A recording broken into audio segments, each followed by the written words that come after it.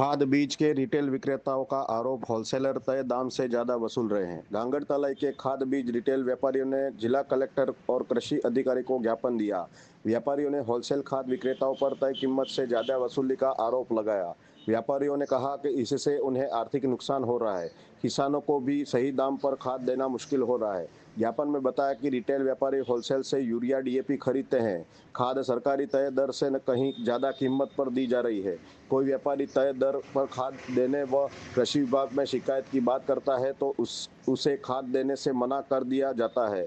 व्यापारियों ने मांग की है कि उन्होंने खाद्य कंपनियों से सीधे जोड़ा जाए, किसानों को सही दाम पर खाद मिल सके। ज्ञापन में आरोप लगाया कि यूरिया डीएपी के साथ जबरन टेक्निक प्रोडक्ट खरीदने का दबाव बनाया जाता है। व्यापारियों ने ऐसे उत्पादनों की अनिवार्यता खत्म करने, निष्पक्ष जांच कर दोषी होलसेल व्यापारियों पर सख्त कार्रवाई की मांग की है। इस दौरान पवन अग्रवाल, महेश कलाल, मुकेश कलाल, भूपेश कलाल, गजानन अग्रवाल, विकास ट्रेलर, दिनेश दीक्षित, रविंद्र लबाना, कांतिलाल, गोविंद कुमार, प्रेमचंद सहित अन्य व्यापारी मौजूद थे।